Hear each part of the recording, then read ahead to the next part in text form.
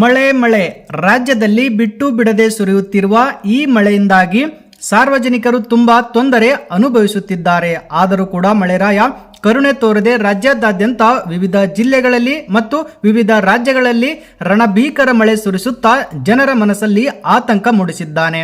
ಇಷ್ಟಾದರೂ ಸಹ ಮತ್ತೆ ಮುಂದಿನ 72 ಗಂಟೆಗಳ ಕಾಲ ರಣಭೀಕರ ಮಳೆ ಬೀಳಲಿದೆ ಎಂದು ಇದೀಗ ಹವಾಮಾನ ಇಲಾಖೆ ಎಚ್ಚರಿಕೆ ತಿಳಿಸಿದೆ. ಮಳೆಯ ಆರ್ಭಟ ಸ್ವಲ್ಪವೂ ಕೂಡ ಕಡಿಮೆ ಆಗಿಲ್ಲ. ಕರ್ನಾಟಕ ರಾಜ್ಯದಲ್ಲಿ ಮಳೆರಾಯ ತನ್ನ ಅಸಲಿ ರೂಪ ತೋರಿಸಿ ಭಯಪಡಿಸಿದ್ದಾನೆ. 2023ರಲ್ಲಿ ಭೀಕರ ಬರ ಎದುರಾಗುವಂತೆ ಮಾಡಿದ್ದ ಮಳೆ ಮೋಡಗಳು ಈ ಬಾರಿ ಅಂದ್ರೆ 2024ರಲ್ಲಿ ಭೀಕರ ಪ್ರವಾಹ ಮತ್ತು ನೇರ ಪರಿಸ್ಥಿತಿ ನಿರ್ಮಾಣ ಮಾಡಿ ಭಯಪಡಿಸಿವೆ. ಇಂತಹ ಸಮಯದಲ್ಲಿ ಮತ್ತೆ ಮುಂದಿನ 72 ಗಂಟೆಗಳ ಕಾಲ ಅಂದ್ರೆ ಮುಂದಿನ 3 ದಿನ ಭಾರೀ ರಣಮಳೆ ಬೀಳುವ ಬಗ್ಗೆ ಮುನ್ನೆಚ್ಚರಿಕೆ ನೀಡಲಾಗಿದೆ. ಹಾಗಾದರೆ ಯಾವ ಜಿಲ್ಲೆಗಳಲ್ಲಿ ಎಚ್ಚರಿಕೆ ನೀಡಲಾಗಿದೆ? ಬನ್ನಿ, ನಿಮ್ಮ ಜಿಲ್ಲೆಯಲ್ಲಿಯೂ ಸಹ ಮಳೆ ಬರುತ್ತಿದೆಯೋ ಅಥವಾ ಇಲ್ಲವೋ ಎಂಬುದನ್ನು ತಪ್ಪದೆ ಕಮೆಂಟ್ ಬಾಕ್ಸ್ ಅಲ್ಲಿ ನಿಮ್ಮ ಜಿಲ್ಲೆಯ ಹೆಸರನ್ನು ತಿಳಿಸಿ.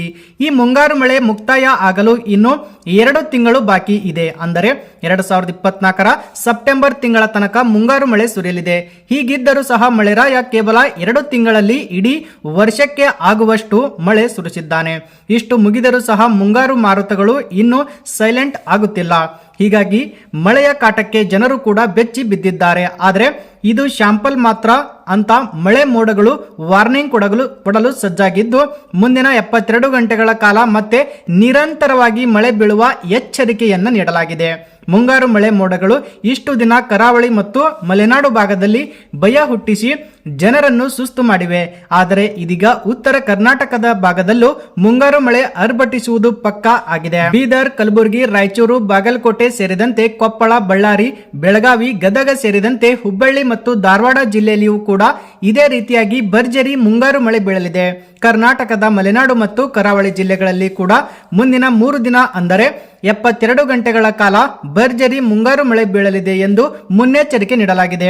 ಕರ್ನಾಟಕದ ಕರಾವಳಿ ಜಿಲ್ಲೆಗಳಾದಂತಹ ದಕ್ಷಿಣ ಕನ್ನಡ, ಉತ್ತರ ಕನ್ನಡ, ಉಡುಪಿ ಜಿಲ್ಲೆಗಳಲ್ಲಿ ಮತ್ತೆ ಮಳೆರಾಯ ಅರ್ಭಟಿಸುವುದು ಗ್ಯಾರಂಟಿ. ಇದರ ಜೊತೆಗೆ ಮಲೆನಾಡು ಭಾಗದಲ್ಲೂ ಮಳೆಯ ಆರ್ಭಟ ಈಗ ಮುಂದುವರಿಯಲಿದೆ. ಹೀಗಾಗಿ ಮತ್ತೆ ಭೂಕುಸಿತ ಹಾಗೂ ಗುಡ್ಡ ಕುಸಿತದ ಆತಂಕ ಜನರಲ್ಲಿ ಶುರುವಾಗಿದೆ. ಈ ಬಗ್ಗೆ ನೀವೇನಂತೀರಾ? ತಪ್ಪದೆ ನಿಮ್ಮ ಅನಿಸಿಕೆಗಳನ್ನು ಕಮೆಂಟ್ ಬಾಕ್ಸ್ ಅಲ್ಲಿ ತಿಳಿಸಿ ಸ್ನೇಹಿತರೆ.